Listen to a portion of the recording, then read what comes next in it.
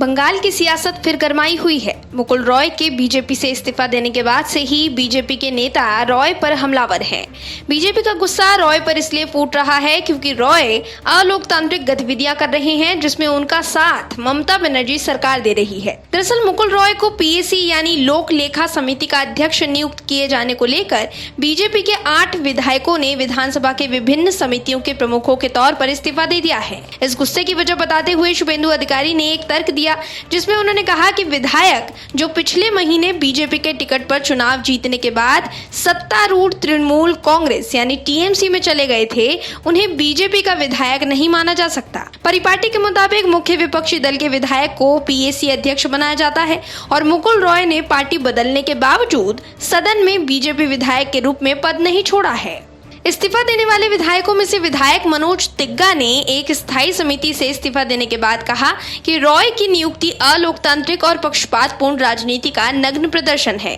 इसके विरोध में हमने पद छोड़ने का फैसला किया है।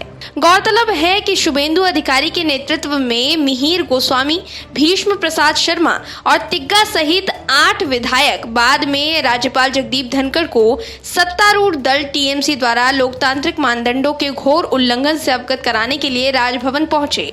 हालांकि यहां भी टीएमसी अपने किए से बाज नहीं आई और यहां भी उल्टा टीएमसी के उप मुख्य सचेतक तापस रॉय ने बीजेपी पर ही इल्जाम लगा दिया। रॉय ने कहा कि किसी भी विधानसभा समिति के लिए नियुक्तियों को अध्यक्ष के विवेक पर छोड़ दिया जाना चाहिए। जिन्होंने इस मामले में नियम का पालन किया, ये ध्यान में रखना होगा कि बीजेपी सत्ता पर कब्जा करने के लिए पूरे देश में लोकतांत्रिक रूप से चुनी गई सरकारों को गिराने की साजिश रच रही है। उन्हें लोकतांत्रिक मूल्यों पर बोलने का कोई अधिकार नहीं है। ये तो साफ जाहिर हो रहा है कि मुकुल रॉय जब से टीएमसी में वापस आए हैं, ममता बनर्जी लगातार उनकी खातिरदारी में बढ़ चढ़ कर आगे आ रही हैं और इसी खातिरदारी के चलते उन्हें पीएसी का अध्यक्ष नियुक्त किया गया।